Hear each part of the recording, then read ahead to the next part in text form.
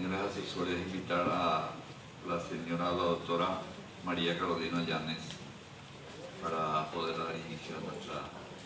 Tranquilo, porque le voy a poner el título si hace falta. ¿Usted le pusiste lo Carolina Llanes? Ah, ya, ok. Ya, gracias.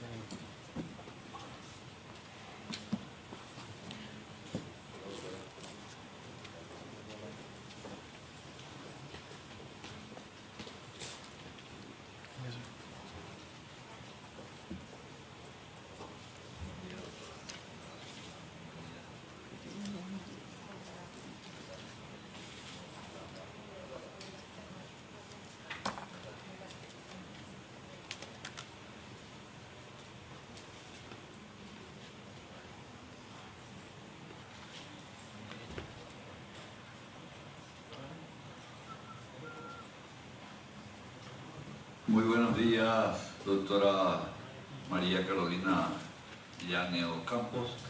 La Comisión de Asuntos Constitucionales lo recibe en el día de la fecha, los efectos de, en su carácter de ternada para la Corte, escucharle a usted la disposición de escucharlo por un tiempo, su primera intervención de 15 minutos, para darle oportunidad a los señores miembros y otros colegas que se van a sumar a esta reunión a formular las preguntas correspondientes.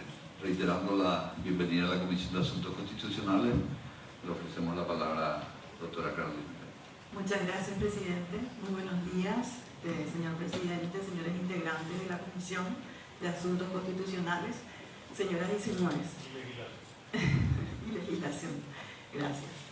Para mí realmente es un honor muy alto haber sido convocada para estas instancias de este concurso a Ministro de Corte Suprema de Justicia, como paraguaya, como ciudadana y como profesional. Estoy enaltecida y espero satisfacer las expectativas. Conforme a lo que he manifestado en anteriores foros, reiterando lo que he manifestado en anteriores foros, a 30 años del advenimiento de la democracia en el Paraguay, entiendo que aún estamos con deudas pendientes en materia de administración de justicia. Las expectativas ciudadanas aún no han sido satisfechas en su totalidad. Y para hacer un plano o una propuesta en caso de acceder a la máxima instancia judicial, creo que se deben contemplar 3 aspectos fundamentales que tienen que ver con el cumplimiento de la Constitución y la recuperación de su supremacía dentro del ordenamiento jurídico. Últimamente hemos vivido situaciones que nos han llevado a relativizar sus normas y a pretender interpretarlas de manera errada como para dar respuesta a situaciones que muchas veces no están contempladas en la misma. La recuperación del valor justicia como base del pacto social considero que es una premisa fundamental para planificar, organizar o coordinar políticas públicas en el ámbito judicial y fundamentalmente dentro del sistema penal. Siempre me refiero al sistema penal porque obviamente la experiencia adquirida es de esa área del derecho. También considero clave el rescate del poder de los jueces, el poder que hoy se encuentra delegado y diluido, debilitado por un sistema lento, perverso, escrito en algunos casos. En el ámbito penal ya se ha modificado el sistema inquisitivo por el acusatorio y ya se han instalado los juicios orales, pero hemos retrocedido nuevamente en cuanto a la realización de las audiencias públicas en los tramos más importantes del proceso penal, como por ejemplo en las audiencias de la Sala Penal de la Corte Suprema de Justicia. Más adelante me referiré también con más detenimiento a ello. Considero fundamental recuperar la dignidad del justiciable y de los usuarios del sistema de justicia, de las víctimas y de los justiciables. Y ahí también me referiré con algunas ideas desde el sistema judicial respecto al sistema penitenciario. Las acciones concretas, en caso de llegar a la máxima instancia judicial, tienen que ver con la incorporación de mecanismos de acceso a la justicia que pasen por la simplificación de los procesos. En el sistema penal existen en la ley, están previstos y están vigentes mecanismos alternativos de solución del conflicto penal que no necesariamente tienen que llegar al juicio oral y pueden ser solucionados en tiempo menor y con satisfacción para ambas partes, tanto para la víctima en sus pretensiones de justicia, porque se establecen penas cortas, se establecen condiciones de reeducación o de reinserción de las personas que delinquen por primera vez, y también se establecen soluciones reparatorias en cuanto a lo económico. Y yo considero que esas respuestas que hoy están en la ley tienen que ser repotenciadas o reflotadas por el Poder Judicial, y obviamente la Corte Suprema de Justicia, desde la sala penal, debe ser la que lidere esos procesos y reinstalarlos dentro del sistema a los efectos de descongestionar las causas que van en su totalidad al juicio oral, van por el camino más largo cuando existen atajos legales que pueden dar soluciones legales al conflicto generado por los procesos penales. En ese punto también considero que se debe repotenciar la figura de los jueces de paz. Existen alrededor de 273, si no es más, jueces de paz en toda la República del Paraguay, con facultades multifueros y facultades para redefinir conflictos en el ámbito penal, que hoy están prácticamente en desuetudo porque las leyes están establecidas, las facultades están vigentes, y sin embargo la ciudadanía, seguramente que por una ausencia de socialización de las herramientas, concurre a las cabeceras departamentales congestionando los juzgados de garantías con sus reclamos, cuando los jueces de paz tienen las mismas facultades, de menor cuantía en realidad, pero las mismas facultades para la mayoría de los conflictos que surgen en las comunidades, y tienen la posibilidad de solucionarlos.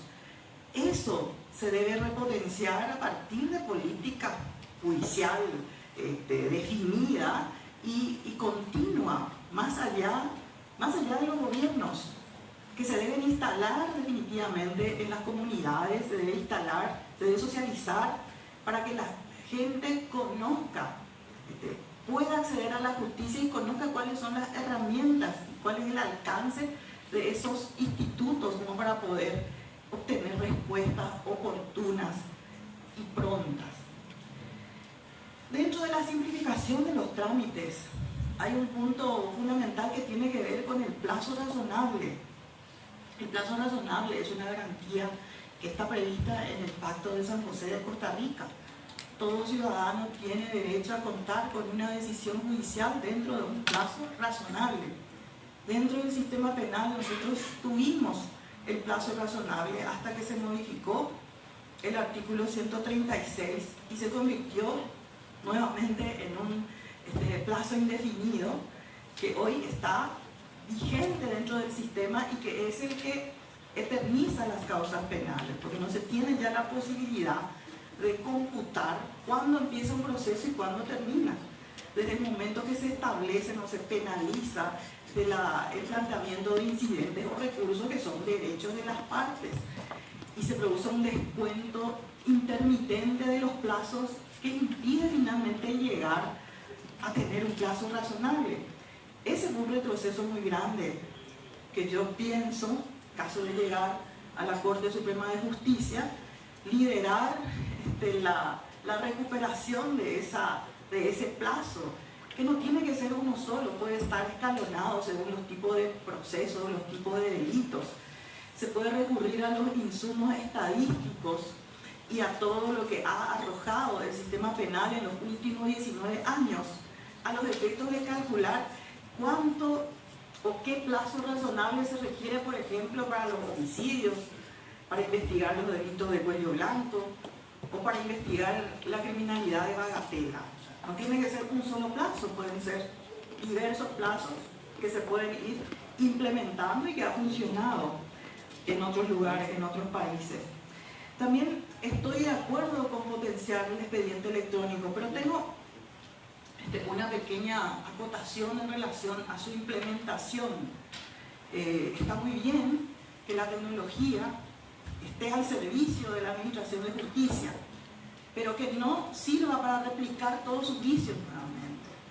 Hoy en día hay como una duplicación, si bien es cierto, el proceso está en su fase de implementación, de transición, pero hay como una duplicación de todos los trámites que finalmente torna engorroso otra vez el sistema, ¿verdad? Habría que ajustar y revisar eso. Pienso que desde ese lugar se pueden crear equipos de permanente monitoreo y control de las herramientas. Porque lo que sucede o ha sucedido en realidad con la implementación de sistemas normativos y tecnológicos dentro del Poder Judicial es que no se le ha dado continuidad. Yo vengo de la experiencia de haber participado en la reforma del sistema penal que se dio entre el año 97 y el año 2000, y la implementación de ese sistema que quedó prácticamente paralizado en el tiempo porque las siguientes administraciones no lo consideraron una prioridad y desmantelaron las oficinas que estaban apuntalando, las oficinas técnicas que estaban apuntalando esos procesos. Y en ese intervalo se produjeron los retrocesos normativos, cuando que en realidad la Corte tenía que haberle dado un seguimiento y tenía que continuar eso más allá de las administraciones. Entonces yo entiendo que aquí hay que retomar esa conducción del sistema penal. En este momento en que existe una comisión de reforma que está analizando la posibilidad de modificar muchísimos institutos del sistema penal que van a producir cambios e impactos dentro de la Administración de Justicia. Y la Administración de Justicia no puede estar ajena a ese proceso, porque el proceso de implementación va a ser su responsabilidad y los resultados les van a ser exigidos, no solamente por los usuarios del sistema, sino la ciudadanía toda. Bueno, entonces yo entiendo que es un momento delicado e importante para que la Corte Suprema de Justicia asuma el liderazgo de esas reformas que se están dando hoy. Inclusive a las que se suman las reformas relacionadas al paquete de leyes antilavado, que también es un punto de atención fundamental si es que pretendemos preservar esta supremacía constitucional en cuanto al sistema de garantías y derechos consagrados en ella. Entonces, momentos delicados en los que los poderes del Estado y fundamentalmente el Poder Judicial, a través de su máxima autoridad, tienen que estar alertas y tienen que responsabilizarse de esto. No estar a cargo de una oficina con funcionarios que no están, digamos, supervisados, y hacer nuevamente que el carro se desbarranque y la justicia vaya sin rumbo. Dentro del sistema penal, me refería anteriormente, existe la posibilidad de oralizar las fases más importantes del proceso. Juicio oral, obviamente, es la fase donde se decide la existencia de ley y la responsabilidad del justiciable. Eso es oral, pues, todavía. Al ritmo al que vamos, en cualquier momento eso se puede dar nuevamente de manera escrita, como se están dando las audiencias preliminares. Las audiencias preliminares se hacen a los efectos de saber si una causa va a ir a juicio o no. Es clave esa audiencia, porque esa es la que determina, es la válvula que permite la descongestión del sistema penal. La descongestión que hoy nos lleva a situaciones alarmantes como las que está atravesando el sistema penitenciario, por ejemplo.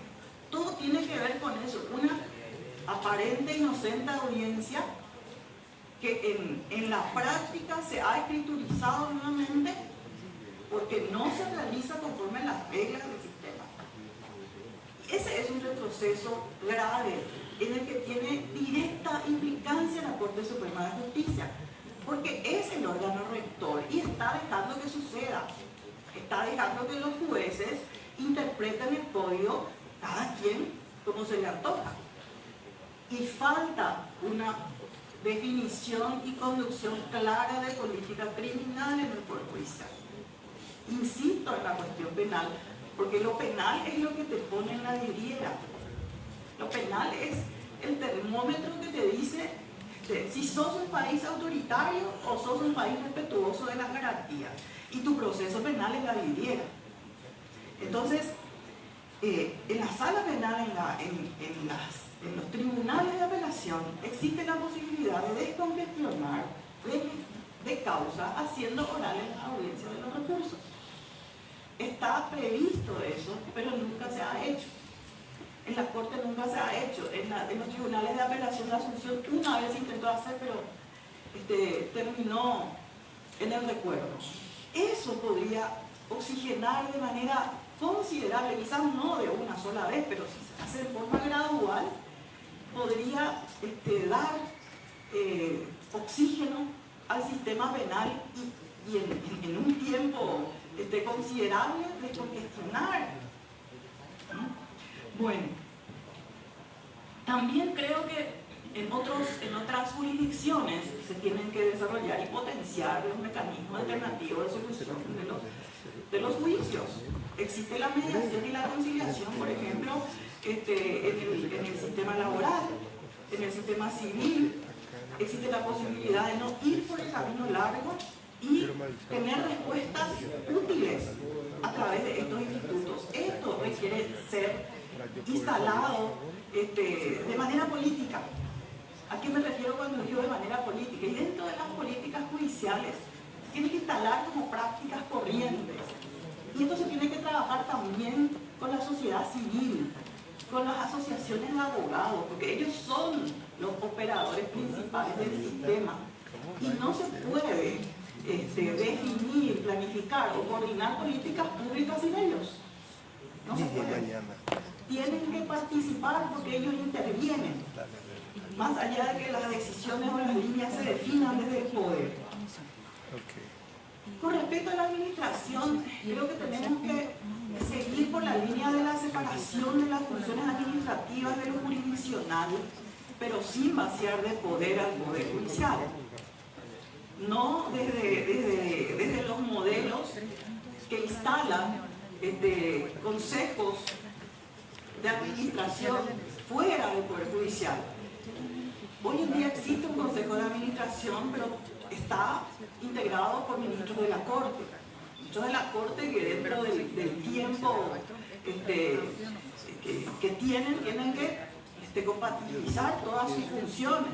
Esa es una carga muy pesada y requiere ser mejor organizada. La idea que yo tengo tienen que ver con distribuir la carga de trabajo, pero dentro del Poder Judicial. Organismos, existen modelos que podemos analizar a los efectos de incorporar herramientas o plataformas que estén al servicio o en función a la función jurisdiccional, que es la más importante del Poder Judicial. Con respecto a la corrupción, obviamente, si digo que la vamos a erradicar, esa es una utopía. Sí podemos trabajar intensamente en la prevención de situaciones que pueden llevar a la corrupción cotidianamente. Y existen todas unas recomendaciones de los organismos internacionales de tipificar situaciones que configuren conflictos de interés. Eso es clave para evitar situaciones que puedan generar corrupción. Por ejemplo, un ejemplo cotidiano que no sé si en este momento está instalado: declarar, tipo de declaración jurada, todos los regalos recibidos cada año, por ejemplo. Eso tiene que tener un registro, tiene que tener una determinación de dónde vino el regalo, porque la gente recibe regalos qué se hizo con ese obsequio, tiene que estar todo registrado, de manera que todos se sientan controlados y con obligación de rendir cuenta de cada situación que pueda generar conflicto de interés y más adelante una situación de corrupción. Eran los efectos de prevenir y están los protocolos para bajarlos y adecuarlos a nuestra situación, se hace en otros países. Con relación a la corrupción en sí, ya como hecho consumado, obviamente que están los mecanismos de control interno y de control externo que tienen que funcionar. No estoy de acuerdo con que a través de recursos procesales se le quite a la Contraloría General de la República la posibilidad de fiscalizar las cuentas del Poder Judicial o de otras instituciones públicas. Hay un recurso remanido que siempre se plantea contra el artículo 30 del Código de Organización Judicial para enviar todas las documentaciones a ser fiscalizadas a los tribunales de cuentas. Eso, por ejemplo, no puede continuar, porque estamos tergiversando la función de la Contraloría General de la República, que es un órgano establecido en la Constitución. Por eso dije al comienzo que no se puede planificar ninguna propuesta de trabajo o acción dejando, o sea, no teniendo en cuenta esa premisa fundamental de preservación de su hegemonía. Con relación a la capacitación, está la escuela judicial, están los organismos internos del Poder Judicial que permanentemente capacitan a sus funcionarios, a los jueces, a los actuarios, en pro de una carrera judicial. Todo eso está instalado. No critico ni no reclamo. Pero ¿qué es lo que se les enseña? ¿Cuáles son? ¿Eso permite la uniformidad de los criterios jurisprudenciales o no? ¿Permite llegar a sentencias de calidad o no? Creo que no estamos llegando a esos resultados, por lo menos en la medida en la que necesitamos tener sentencias o fallos de calidad, que apliquen los institutos constitucionales y reconozcan y devuelvan la dignidad a los usuarios del sistema. Entonces, algo hay que revisar en esos módulos de capacitación.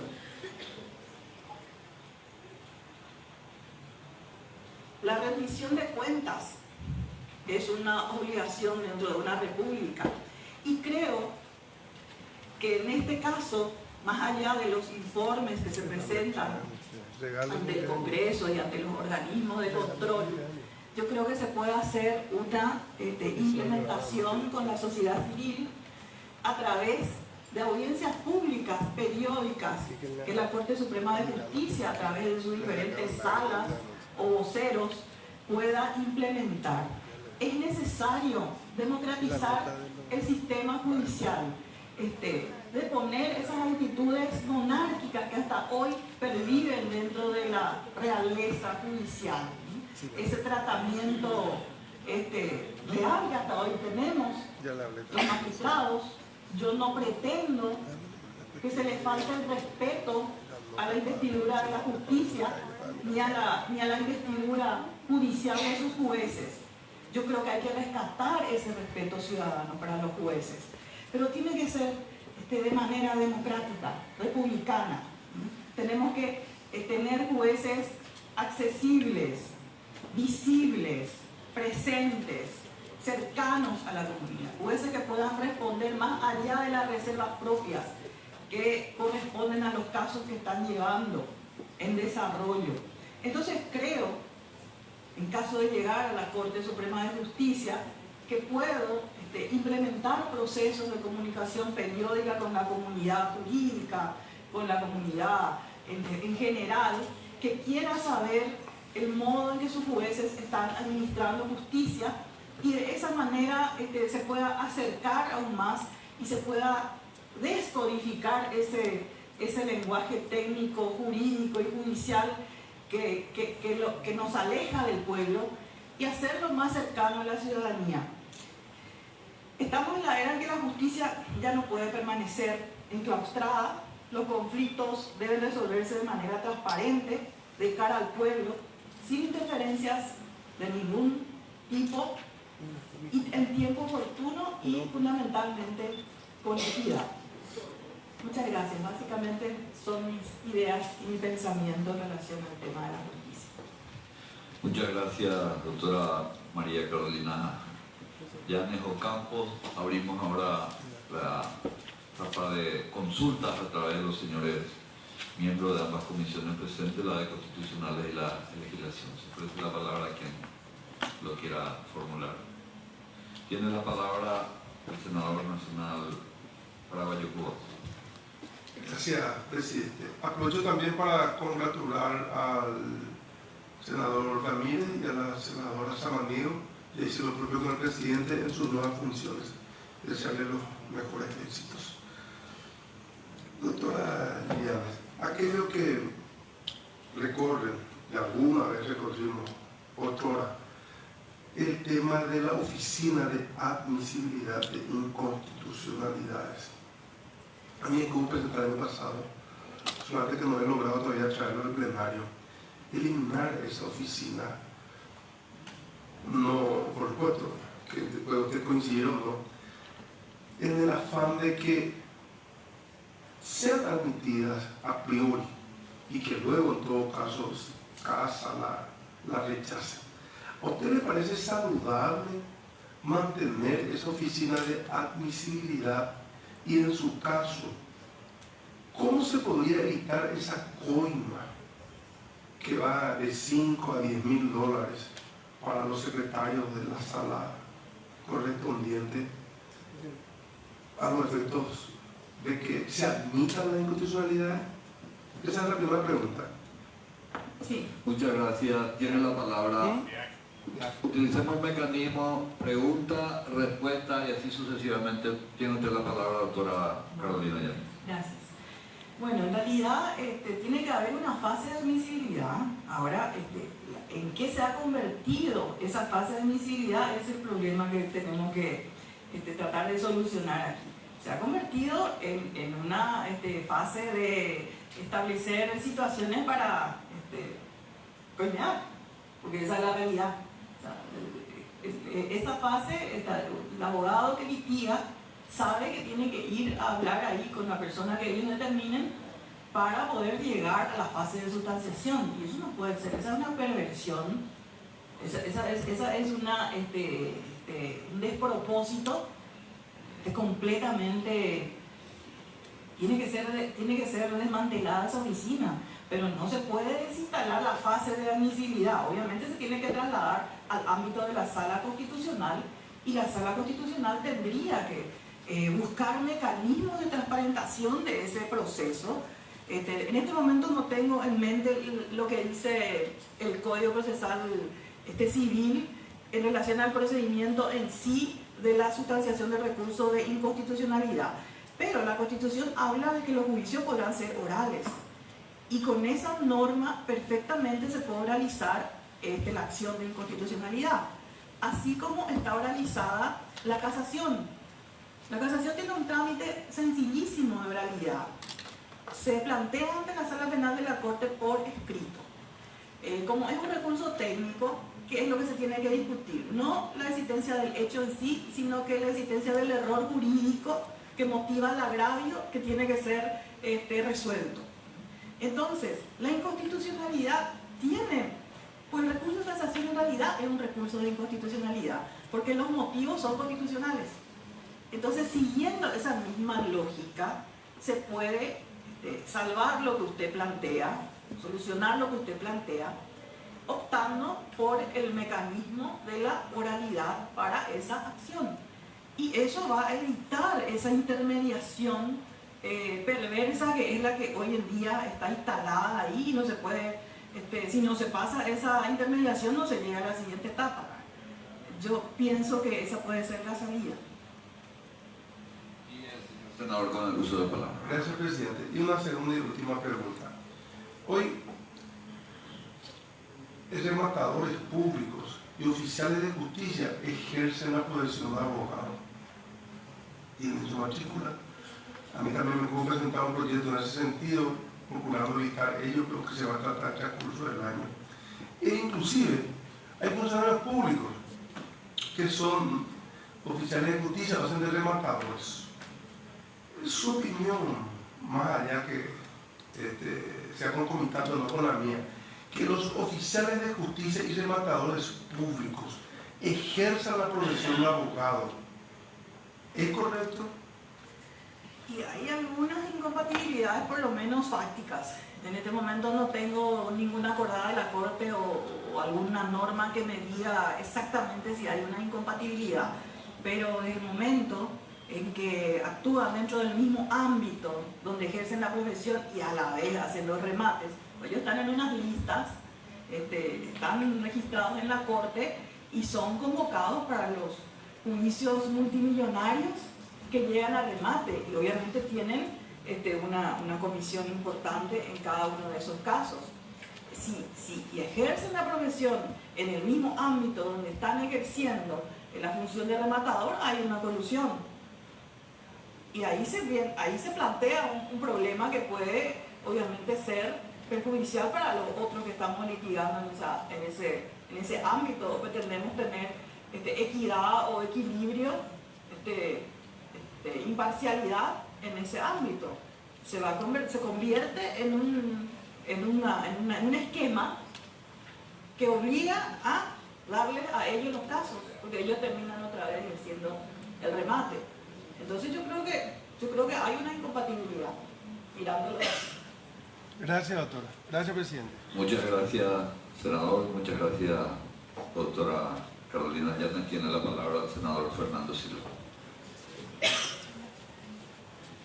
Gracias, presidente. Doctora, un par de preguntas tengo. Te voy a decir unas cuantas palabras que oralidad y publicidad, transparencia versus mora judicial. ¿Cómo pensás que vas a poder destrabar lo que está pasando hoy?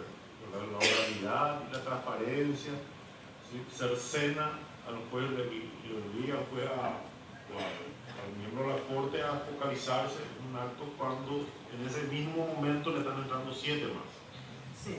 ¿Cómo pensás lidiar con eso? Porque hay un problema que dice la justicia que llega tarde, es también una injusticia.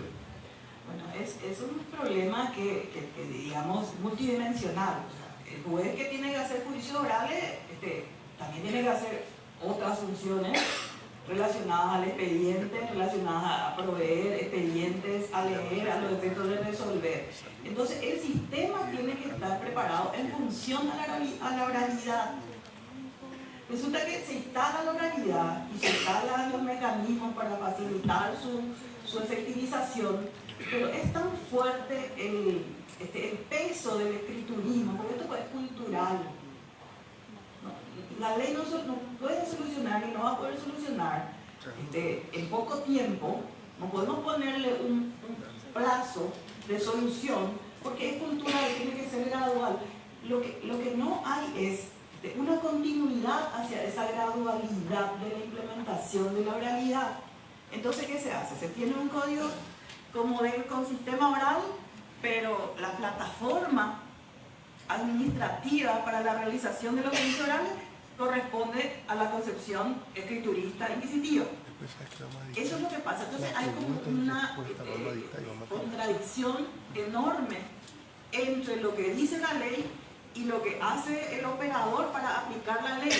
¿Y por qué pasa eso? Volvemos otra vez a lo que dije en un primer momento. Porque no hay una delineación de la política judicial en torno a lo que dice al repertorio jurídico, al repertorio legal. Pues la Constitución es un gran repertorio político y jurídico. Ahí te dice qué tenés que hacer, cómo lo tenés que hacer, cómo vas a conseguir. Te dice qué y te dice cómo. Entonces nosotros tenemos el qué, pero vayamos en el cómo. Eso es lo que yo entiendo, eso es lo que vi en mi experiencia. Entonces yo creo, es multidimensional. Yo creo que una sola acción no va a dar la solución. Son diversas acciones en forma conjunta, en forma delineada, dentro de una política, con una meta, con digamos, planificaciones a mediano, corto y largo plazo y más allá de los gobiernos. sea, así veo yo la solución de la morosidad a través de la oralidad. No es inmediata, porque quien te dice que es inmediata te miente. Es una modalidad, es la modalidad que hoy tenemos como opción. No hay luego muchas vueltas que dar, tampoco hay tantas opciones. Nosotros vivimos en un sistema republicano, los actos tienen que ser públicos, se tienen que transparentar, entonces no se pueden seguir realizando de manera escrita. ¿Y qué es lo que hacemos nosotros? Predicamos la oralidad, la transparencia, la república, el control, pero hacemos exactamente todo lo contrario para poder cumplir con esos postulados. Y eso es lo que está fallando a mi modo de ver. Por eso cuando dije que durante la implementación del sistema penal, la Corte había desmantelado esa oficina técnica, que era la oficina que tenía que apuntalar la implementación, ahí se produjo un gran error político. Y después ya vino, sumado a eso, la modificación del plazo razonable, otro gran retroceso. Se suspendieron todas las audiencias preliminares, había toda una etapa donde solamente se hacían audiencias preliminares. Me tocó participar, estuve ahí. Teníamos una oficina administrativa conformada por un pool de actuarios, oficiales de secretaría, ujieres, todo el sistema de funcionariado que tenía que estar al servicio de esos 6 jueces que teníamos que hacer las audiencias preliminares. Diariamente se sorteaban las causas que venían de los juzgados de garantía y cada uno de los jueces hacíamos 3 o 4 audiencias preliminares. ¿Y qué significaba eso? 3 o 4 casos que terminaban ahí o se iban a juicio oral según la magnitud o la necesidad de la situación del caso. Y eso se daba de manera fluida. ¿Por qué? Porque estaba el concepto materializado en la organización. Oralidad y administración en función a esa oralidad. Cuando vino la nueva corte, eso se desmanteló. Porque salieron con la historia de que era un desdoblamiento del sistema penal, que no era legal. Es una historia así que se instaló y nadie discutió. Fue el tiempo que decidí renunciar al Poder Judicial. Una de las razones, ¿no? Tanto esfuerzo, tanto trabajo y tener que lidiar con ese pensamiento así completamente atávico, ¿no? Primitivo con relación a lo que se estaba haciendo. Entonces dije yo, bueno, conversé con otras personas y dije, bueno, ¿qué se puede hacer? Y bueno, vamos a trabajar pero desde afuera. Y obviamente me tocó salir y estar 10 años en el sector privado, trabajando por la oralidad también desde ese sector, porque obviamente no dejé ese proyecto que fue mi proyecto, es mi proyecto profesional y de vida, y quiero ver que funcione en algún momento, ¿verdad? Bueno, entonces, no sé si esa respuesta satisface su pregunta, senador. Sí, la siguiente: administración de la Corte Suprema de Justicia versus la aplicación de justicia. Ya desde mi tercer periodo acá ya hay pasar muchos, ¿verdad?, que explicaban lo que quería hacer la aplicación de justicia, y cuando llegan a la administración se dan cuenta que casi el 80% de su tiempo tienen que dedicar a la administración del poder del Estado y queda relegada la calidad de la aplicación de la justicia en los casos que le llegan a la Corte. ¿Cuál es su visión al respecto? Bueno, partiendo otra vez de lo que dije al principio, yo pretendo rescatar el poder del juez. ¿Y cuál es el poder del juez? Dictar sentencias, hacer juicios. El poder del juez de primera instancia, segunda, y el juez de la Corte. Ese es el poder principal. La plataforma para que ese poder se materialice es administrativa. Entonces ahí es donde sí, el gobierno del Poder Judicial obviamente tiene que ver con otras actuaciones de los ministros de la Corte que no son precisamente las jurisdiccionales. Y ahí es donde insisto con incorporar institutos que permitan la distribución del trabajo en cuanto a lo administrativo y lo jurisdiccional. Y los jueces los jueces de Corte no se vean recargados con tanta tarea administrativa que les prive la posibilidad de hacer fallos de calidad y que las decisiones importantes finalmente queden en manos de los relatores, que son muy dignos porque son estudiosos y muchos son talentos importantes, pero el que tiene que resolver caso por caso es el juez. Entonces, yo creo que ese poder se debe rescatar y ese rescate se debe hacer a partir de la implementación de estos institutos de distribución, digamos, racional del trabajo del Poder Judicial, ¿verdad? Hacia ahí vamos. Ya hay un Consejo de Administración hoy, que está integrado por el Consejo de Superintendencia, que obviamente es el gobierno del Poder Judicial y tiene funciones múltiples, aparte de que tienen que integrar cada uno de ellos las respectivas salas que tienen. O sea, el camino es incorporar institutos de descongestión de la tarea múltiple que tiene la Corte Suprema de Justicia. Ese es el camino, no hay un secreto para mí ahí, ni tampoco los discursos, no, o sea, decir que se puede, que una sola persona va a poder lograr, eso también es una utopía o una falacia, ¿verdad? Yo no creo en eso, creo en el trabajo de equipo y creo en la utilización de las cosas que ya funcionaron en otros lugares. ¿Por qué ser así tan orgulloso y decir, no, son leyes extranjeras, nosotros? Está bien, nadie inventó la pólvora acá. Si hay fórmulas que funcionan y que funcionaron en otros países, nosotros tenemos que mínimamente tener la humildad de verificar y ver qué es lo que necesitamos nosotros y ajustarlas a nuestras necesidades. Y bueno, y por ahí creo que va la tarea, y no es solamente del Poder Judicial esa tarea. Esa es la tarea que tiene que hacerse interpoderes, porque obviamente las fórmulas vienen del Poder Legislativo, pero no surgen espontáneamente, tienen que surgir a partir de políticas de Estado que buscan que el Poder Judicial se descongestione definitivamente. Entonces, todo tiene que estar en función a ello, las leyes, las políticas, las implementaciones, las acciones, en fin. El tema de la administración y transparencia del Poder Judicial. Usted sabe que el 92% de la población activa es el sector privado. Trabajan 8 horas por día. Cuando menos cuando son funcionarios, el Poder Judicial trabaja 6. El Poder Judicial, si bien no sé, este es el poder político donde recibimos palos todos los días, el Poder Judicial tiene su propio sistema que no es transparente de designación de funcionarios, de promoción de funcionarios, separándose a través de escenas inconstitucionalidades en base a la autonomía del Poder Judicial, de las leyes que buscaron justamente establecer reglas para eso. Entonces hoy tenés en el Poder Judicial clanes familiares que van desde miembros del tribunal a esposas que son jueces, fiscales, defensores, por procesos de selección constitucional, pero tenés familias enteras que están trabajando en el Poder Judicial en base a su proximidad a la Corte Suprema de Justicia. Entonces, horario de funcionarios, sistema de selección de funcionarios, promoción de funcionarios y el tema del acceso a la información, que hoy, si bien está publicada de una forma que sea absolutamente imposible sacar no hay una razonabilidad en la forma de la publicación. ¿Qué pensás al respecto de eso?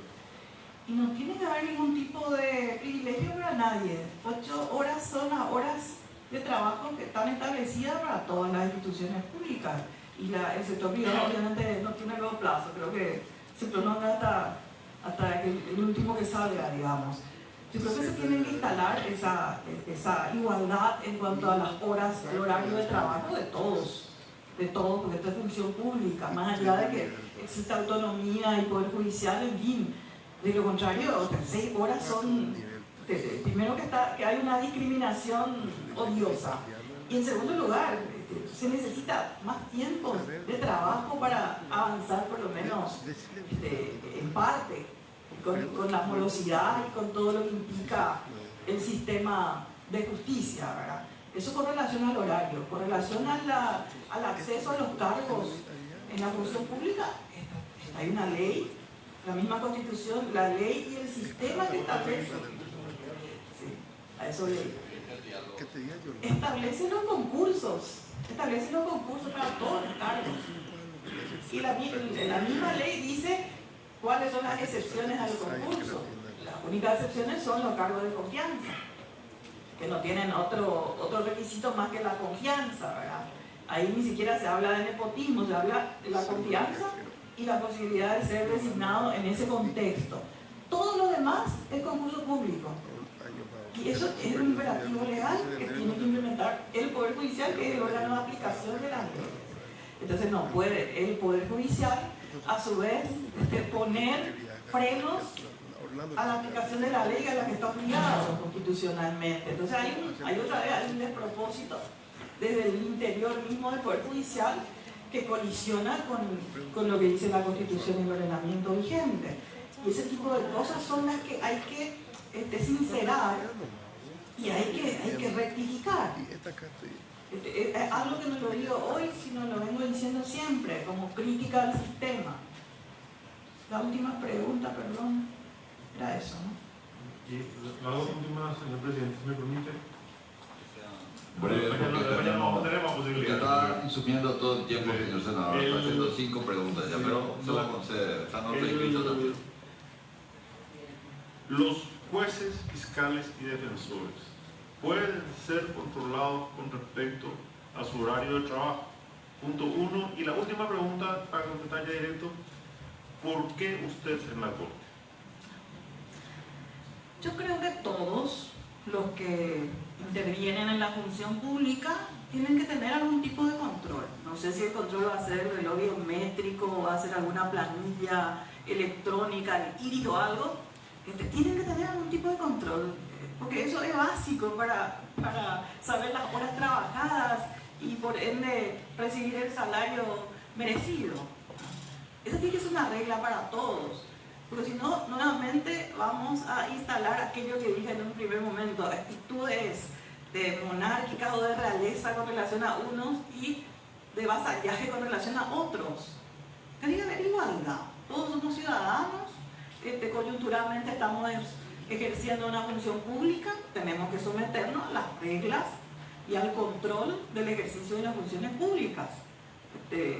Yo estuve en otras instituciones públicas y directora marcaba reloj, entrada y salida. Y si entraba a las 8, tenía que salir más tarde después, porque tenía que completar las 8 horas o más. Eso está, yo creo que eso es algo que tiene que instalarse y no tiene que ni discutirse.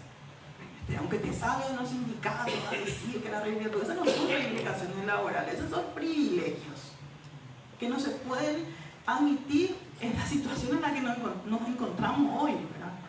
Una crítica terrible hacia la justicia y exigir más privilegios todavía de ese sector. Y bueno, ¿y por qué yo? Porque yo hoy es un sueño acariciado largamente desde hace bastante tiempo, desde el 2015, de manera solitaria, porque nunca he sido promovida por ningún sector, ni por ningún grupo, ni nada. He intentado hacer el camino, Y bueno, esta es la primera vez que estoy llegando a estas instancias. Tengo 54 años, hace 30 años que estoy en el ejercicio de la profesión de diversos ángulos, desde el interior del Poder Judicial, la Fiscalía, la litigación del sector privado. He adquirido experiencia, creo, tengo vocación de servicio y sobre todo tengo la pasión de juez. Me identifico con esa función o con ese rol y creo que puedo brindar un aporte significativo para mi país desde la Corte Suprema de Justicia. Eso es básicamente lo que me ha movido a seguir insistiendo, porque yo soy perseverante, no me rindo y tampoco me enojo.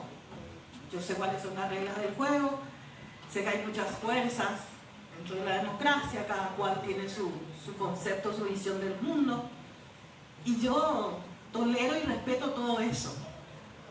Y creo que puedo contribuir positivamente a mi país desde la Corte Suprema de Justicia. Muchas gracias, doctora. Tiene la palabra el senador Pedro Santa Cruz y luego tiene, creo que están anotadas a la senadora Nani Arrúa y el senador Eusebio Lamón Ayala en ese orden. Tiene la palabra el senador Pedro Santa Cruz. Sí, gracias, buen día, la doctora.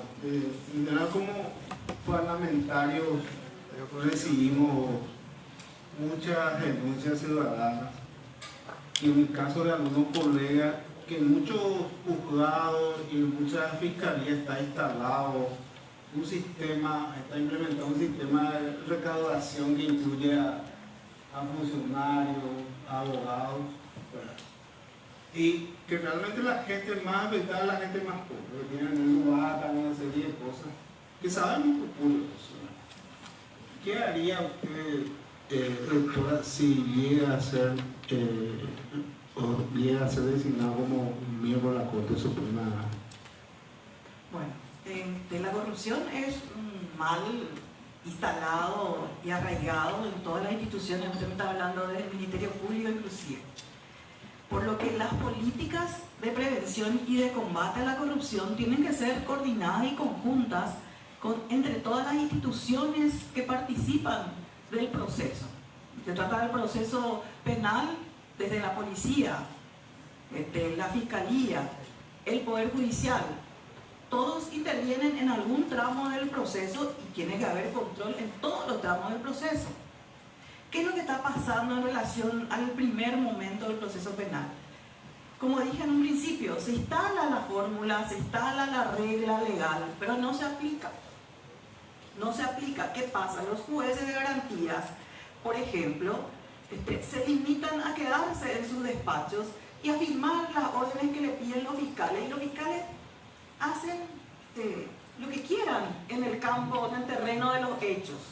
No hay un control de garantía efectivo, así como dice la ley, para cuidar todos los detalles del primer momento en que una persona, por ejemplo, es sometida o es sindicada por el brazo de la justicia. Entonces ahí es donde se dan las ocasiones de corrupción, porque esos ámbitos están descuidados, más allá de que existan institutos legales que tienen que estar desde las primeras 6 horas. Esos están todos replegados hoy. ¿Por qué?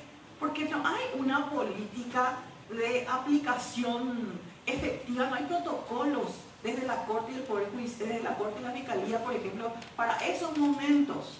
Entonces, todos están sin ningún control y ese es terreno fértil para la corrupción. Por ejemplo, las barreras de alcotés que hace la policía con la fiscalía. Son situaciones cotidianas que se dan porque se tiene que hacer un control de prevención, de seguridad en las calles y en algunos casos persecución de hechos concretos penales, ¿verdad? ¿Qué pasa en esos momentos?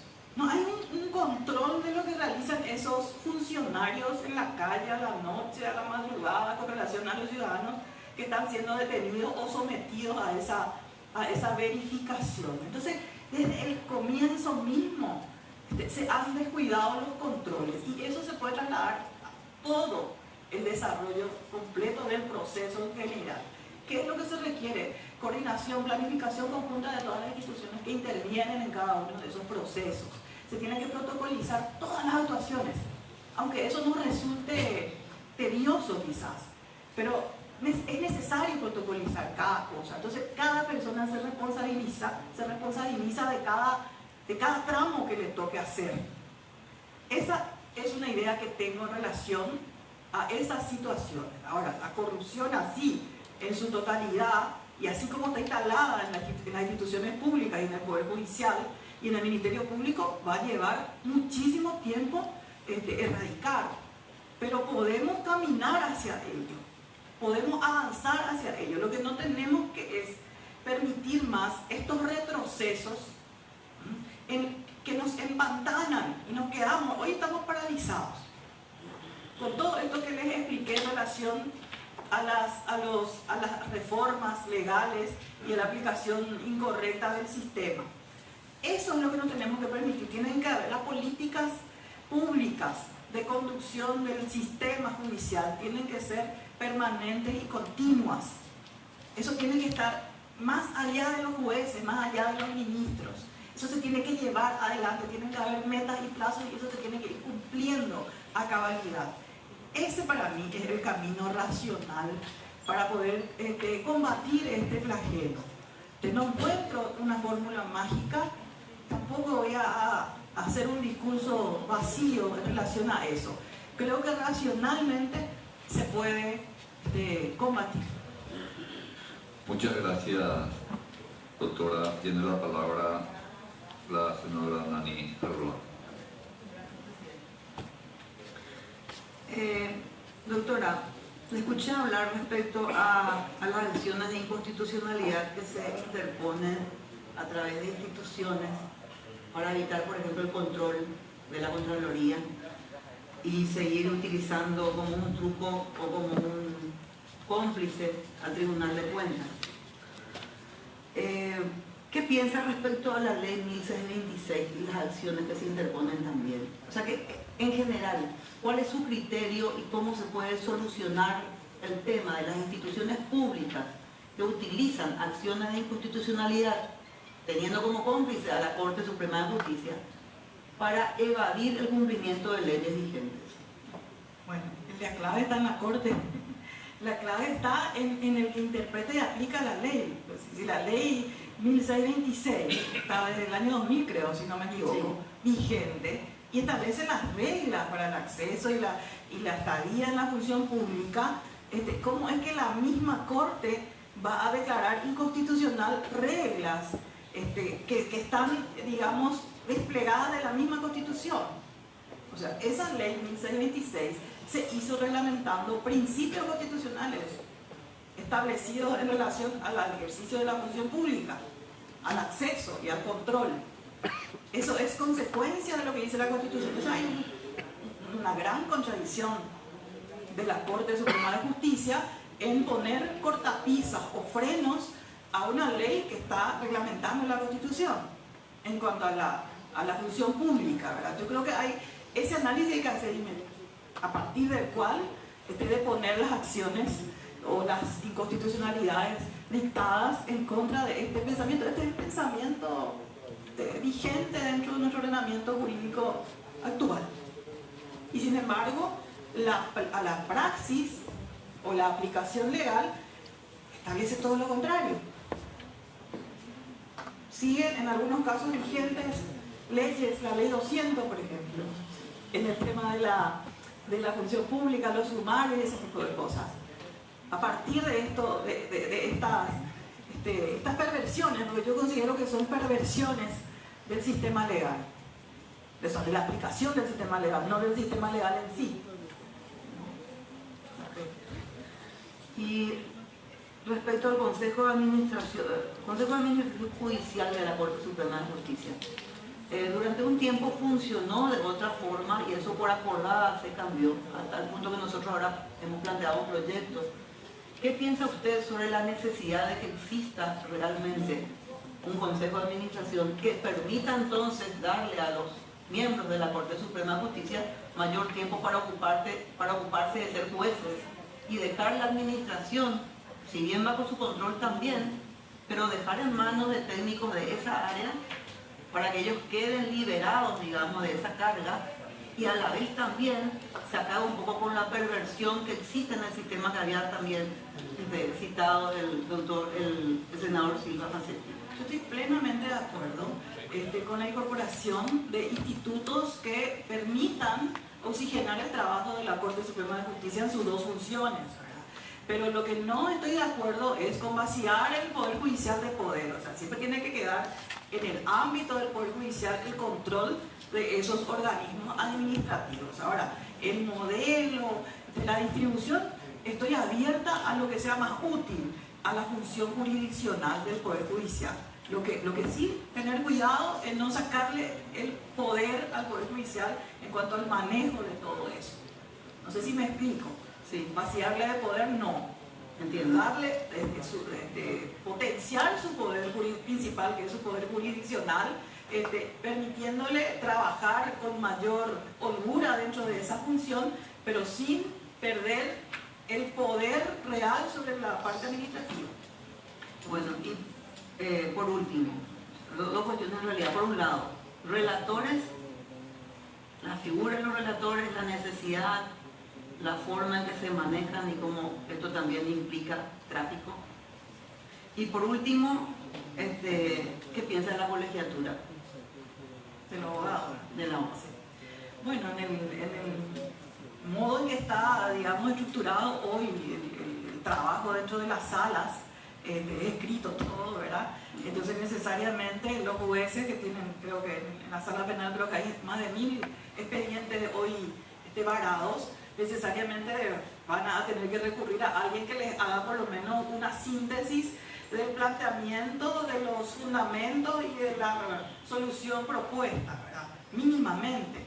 Ahora, yo he sido ya jueza de garantías y soy partidaria de hacer mis propias sentencias. Entonces, soy celosa de lo que voy a afirmar y de lo que voy a decir.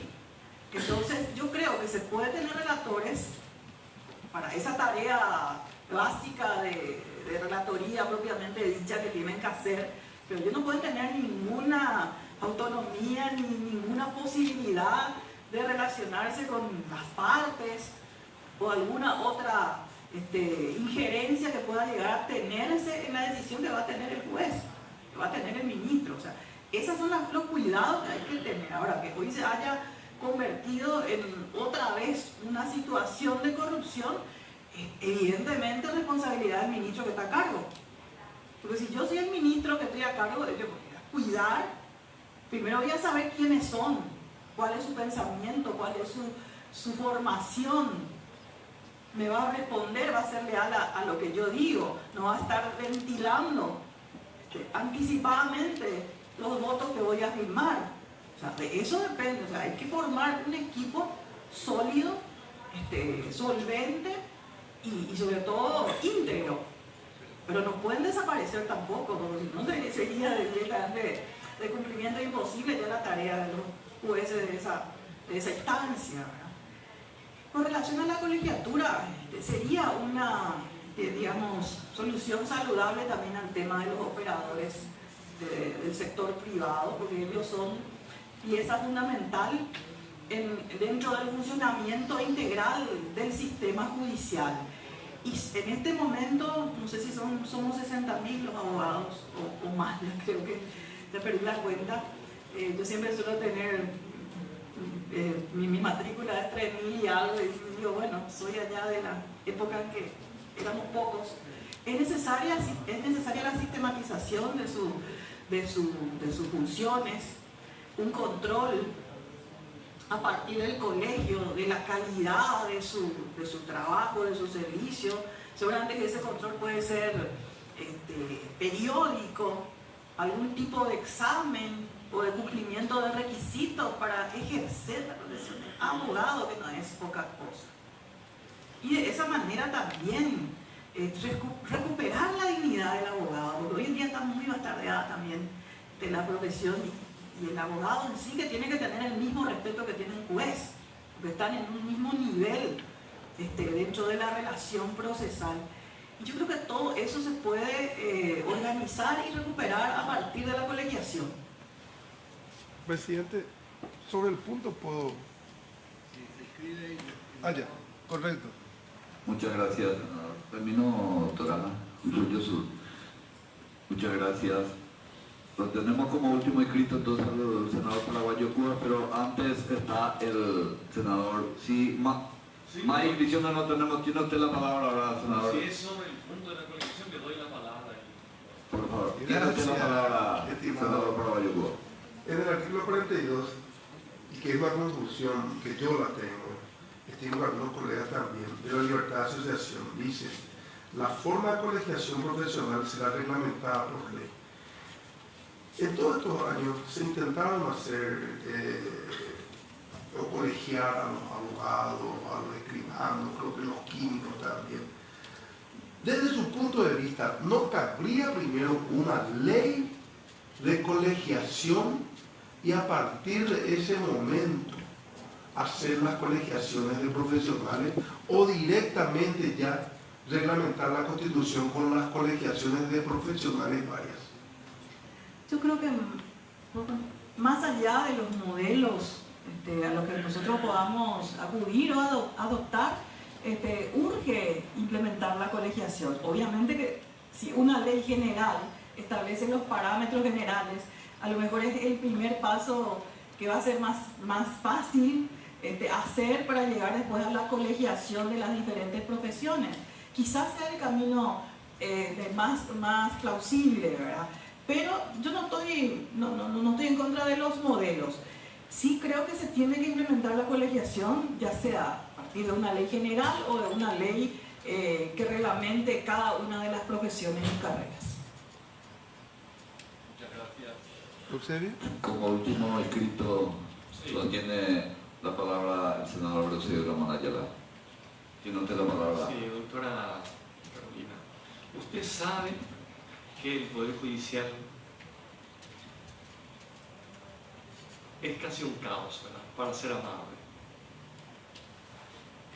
Que hay mucha desorganización, que la administración es ineficiente, que la distribución por las jurisdicciones con los ministros como superintendentes de ciertas áreas, una especie de descentralización del poder enfocado en ciertos territorios que al final se convierte como si fuese la Corte Suprema de Justicia del Alto Paraná, la Corte Suprema de Justicia de Guairá, la Corte, etcétera, etcétera, porque los ministros ahí tienen directa y abierta injerencia.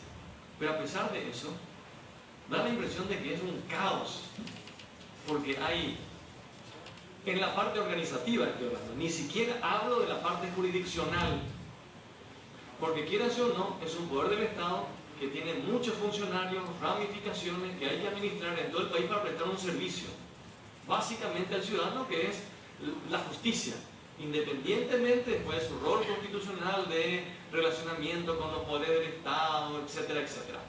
Entonces, ¿cuáles serían sus primeras medidas en la parte administrativa, en la administración del presupuesto, en la superintendencia, en las jurisdicciones, para que por lo menos sea un poder judicial más eficiente? No digo que imparta justicia todavía, pero por lo menos como órgano para que sea más eficiente. Bueno, en caso de llegar, no sé qué área me han de encomendar, no sé cómo funciona la dinámica, si uno elige o te encomiendan la circunscripción que quedó vacante, en fin. Te voy a tomar con absoluta responsabilidad y compromiso el área que a mí me corresponda, obviamente, administrar. Si se trata de una circunscripción, sea cual fuere, voy a concurrir periódicamente. Yo soy del pensamiento de que las acciones no solamente se pueden desplegar desde un escritorio o firmando un documento, sino que hay que ir hasta el lugar de los hechos. Hay que palpar la realidad, hay que escuchar a las personas, hay que ver el caos ese que usted está diciendo y que yo le creo porque he recorrido litigando en diversas circunscripciones y me he encontrado con todo tipo de situaciones. Y en el lugar de los hechos, oír las voces de los usuarios, hablar con todos los involucrados, con el presidente de la circunscripción, con el sector administrativo de la circunscripción, con los abogados de la circunscripción, a los efectos de poder plantear en el pleno, plantear en las sesiones de la Corte las propuestas o soluciones que se le puede ir dando a cada una de las situaciones que me voy encontrando. No le puedo decir inventar en este momento una acción, porque tengo que ir a ver en el escenario de los hechos y a partir de ahí plantear las soluciones administrativas. Pero en el caso de llegar, voy a ser un juez de la Corte que va a estar mucho tiempo recorriendo el interior de la República a los efectos de interiorizarme de los problemas reales desde el lugar donde suceda. Doctora, usted me conoce a los 8 ministros actuales de la Corte. Y obviamente la Corte Suprema de Justicia, el Poder Judicial, es administrado por 9 ministros. El presidente es el primus inter pares por un año, o mientras dure su mandato, que tiene algunas atribuciones, pero es un órgano que se maneja con reglas de un colegiado, conociéndole a sus futuros colegas, si usted llega a ser elegida, usted va a ser 1 sobre 9. ¿Usted confía de que podría tener apoyo o mayoría para cambiar y lavar la cara del Poder Judicial? Particularmente tengo buena relación con todos ellos, los conozco de diferentes ámbitos de la vida del Poder Judicial, lo conozco al doctor Garay, lo conozco al doctor Benítez Riera, les cuento la experiencia como para que ustedes se imaginen el nivel de relación. Con el doctor Benítez Riera participamos juntos de la reforma del sistema penal. Él está totalmente enterado de todo lo que yo vine a decir acá porque vivió esa época y sabe cuáles son los problemas. Le conozco al doctor Manuel Ramírez de la Academia y también del Poder Judicial. Es un hombre comprometido y profundo conocedor también de la realidad del interior, porque él es del interior. Le conozco al doctor Eugenio Jiménez de la Academia y de la profesión, una persona también muy determinada a ejercer acciones en pos del mejoramiento. Tengo buenísima relación con el doctor Martínez Simón, es un civilista, creo que uno de los mejores y más jóvenes que tenemos. Tengo buenísima relación con Miriam Peña y con Gladys Vareiro de Módica. Ellas se han, digamos, solidarizado conmigo en situaciones en las que yo he necesitado como mujer el apoyo de... Sí. No me refiero a la relación personal que pueda tener con cada uno que le conoce, o sea, no me cabe duda. Lo que yo digo, para la tarea de organizar el caos, para llevar adelante, porque además de que sean buenos juristas, deben tener una visión administrativa, organizativa de cómo debe funcionar el poder judicial en todo el territorio del país. Desde ese punto de vista, claro, la relación personal es muy importante, pero además yo quisiera saber si usted cree o confía que los otros ministros de la Corte Suprema de Justicia tienen los conocimientos y si los tuvieran le acompañarían para tomar las medidas para mejorar la justicia. Y a eso iba, por eso hice esa introducción. Justamente porque no me estoy gastando, sino que tengo la manera de llegar a cada uno de ellos. Yo los conozco de esas diversas facetas, a cada uno de ellos, y son personas racionales y conscientes de la situación. Tienen más años que yo, muchos de ellos, y más experiencia también.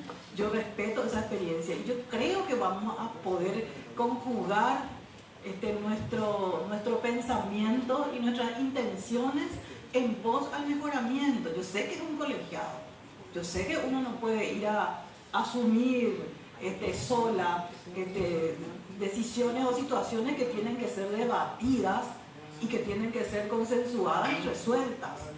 Pero confío que puedo persuadirlos en el buen sentido de lo que yo pienso y lo que creo que se tiene que hacer. Y confío que me pueden llegar a acompañar. Ahora una cuestión jurisdiccional, de relacionamiento con los poderes. ¿Usted cree que hay algunas cuestiones políticas no justiciables, sobre todo con respecto a decisiones de otros poderes del Estado, y la relación que puede tener jueces versus fiscales hoy? Sí, indudablemente, en un sistema diseñado de la manera en que está diseñado el nuestro, obviamente que hay conflictos del ámbito político que pueden llegar a controvertirse judicialmente.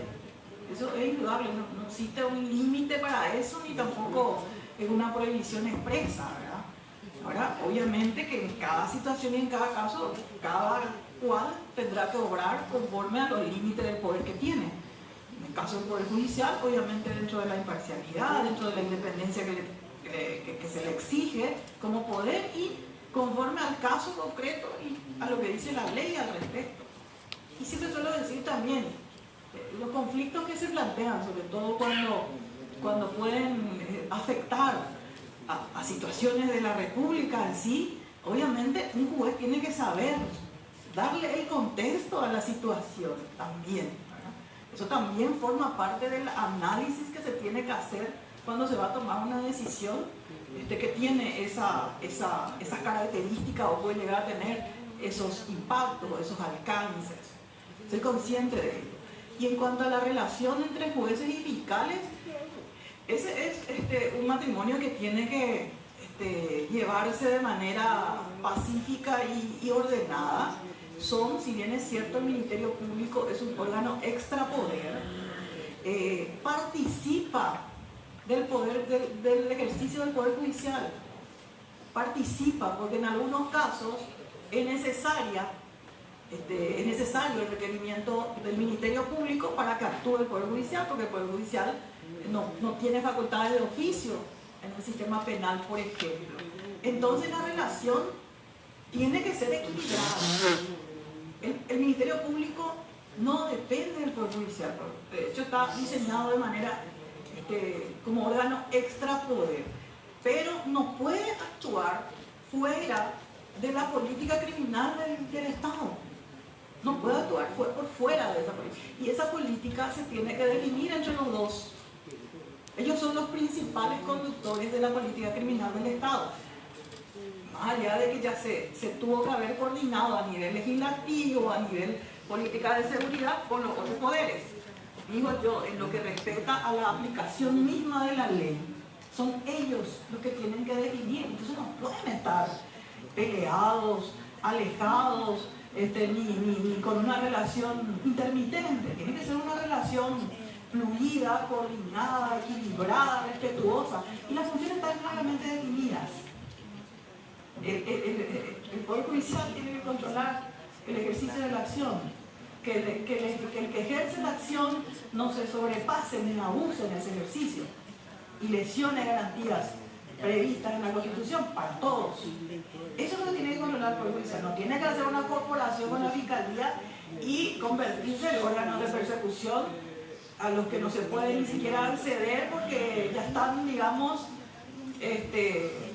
tras un rumbo ajeno a los intereses de la justicia propiamente dicha. O sea, ¿qué es lo que pasa en general acá con todo? Nosotros tenemos buenísimas leyes, muchas de ellas seguramente con ajustes necesarios, pero como en todas partes se hacen ajustes, lo que tenemos en contrapartida son pésimos operadores.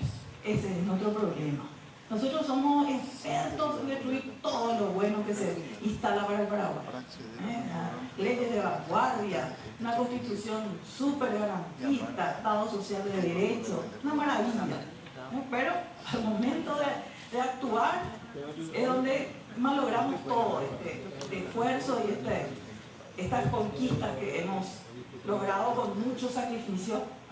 Entonces yo creo que ahí tiene que estar el análisis que tenemos que hacer para reencauzar este problema que tenemos y salir de este estancamiento y de este retroceso, porque estamos retrocediendo y esa es una preocupación que tengo desde hace bastante tiempo en relación al sistema. Muchas gracias, doctora. Hemos cerrado la lista de inscritos para la formulación, sin embargo, solicito a los miembros presentes conceder un minuto de tiempo a la senadora de Cirema, si ustedes me lo permiten, para formular la última consulta a la externada. Tiene la palabra usted con el consentimiento de los presentes. Gracias, presidente. Disculpen. Una consulta a la doctora. Ayer el presidente Mario Abdo vetó una ley que nosotros acá hicimos, vamos a decir, justamente tratando de proteger a los magistrados que hacen de ministros de la Corte, cuando los ministros de la Corte se inhiben en los casos conflictivos. El caso del doctor Emiliano Rolón. ¿Usted qué opina de esa situación? Ese magistrado que hace disculpen, yo no sé el término, ¿verdad? Porque realmente era una ley que salió acá con ese fin, entendiendo que vamos a tener supuestamente casos de grandes lavadores, grandes narcos, y muchas veces los ministros se inhiben sin razón, no toman el caso, hacen esto, aquello, y un juez de garantía es el que toma un caso conflictivo y ese luego no tiene ninguna protección. Y nosotros haríamos, si bien es cierto, es algo forzado con la Constitución, pero como el jurado de enjuiciamiento sí tiene esa protección. ¿Usted qué opina doctora, ¿los magistrados deberían tener una protección especial cuando hacen de ministros de la Corte? No. ¿O tienen que, o no, por ejemplo? No, no, porque estamos, el magistrado que integra una sala de la Corte en dimisión o por lo que fuere ausencia del ministro, lo hace, si bien es cierto, cumpliendo la función del ministro, pero él sigue siendo camarista. Si es que lo vas a juzgar por algún mal desempeño, va a ser en sus funciones de juez. Y él tiene un organismo que es el jurado de enjuiciamiento del magistrado, más allá de que cuestionemos las actuaciones, porque tiene también una ley que es perversa, en fin, de que pueda, digamos, estar dirigido, en fin, ese es otro tema. Yo no creo que se tenga que hacer una ley de protección especial para el juez que integra la Corte por un caso concreto. Porque es como, no sé, primero, ¿cuál va a ser el resultado? ¿Va a ser sometido a un juicio político porque fue ministro por una hora? O sea, no sé, no me cierra a mí eso. Yo creo que lo que hay que potenciar es la ley del jurado de enjuiciamiento. Esa es la ley que hay que modificar. Porque esa ley tiene facultades de oficio, en muchos casos, que se utilizan justamente para interferir a veces en el desarrollo del trabajo de un magistrado que de repente es denunciado. O sea, ahí es donde hay que ajustar los mecanismos de control y de, digamos, afianzamiento del procedimiento de protección del magistrado. Ahí se le tiene que dar la protección al magistrado. Lo que pasa es que nuevamente hoy, ¿qué es lo que convertimos otra vez al jurado de enjuiciamiento en muchos casos como un órgano, ¿verdad? Sabemos, es la crítica que está instalada, ¿verdad? Inclusive hay modificaciones que se han planteado. Entonces no es otra vez el problema de la ley en sí en general, más allá de los ajustes necesarios, sino del cómo utilizamos esos mecanismos legales. Yo creo que por ahí está la salida. Yo no conozco el proyecto, la ley que fue vetada, no leí ni no estuve siguiendo eso, ni tampoco me han preguntado, por eso no le puedo decir más, ¿verdad? Con relación a lo que ustedes plantearon. Sí. Gracias, gracias, presidente. Muchas gracias, senadora. Muchas gracias, doctora María Carolina Yáñez Campos, por su tiempo, por su exposición. Deliberamos y recordamos al pleno que tenemos también la visita del internado, el doctor Linneo Augusto Ifrán, que debemos recibirlo. Muchas gracias. Muchas gracias. Y ahora vamos a esperar que ella se retire y vamos a ir con el niño. Sí. Ahí, acompáñame cuando se retira. Hasta luego, doctora. Adiós.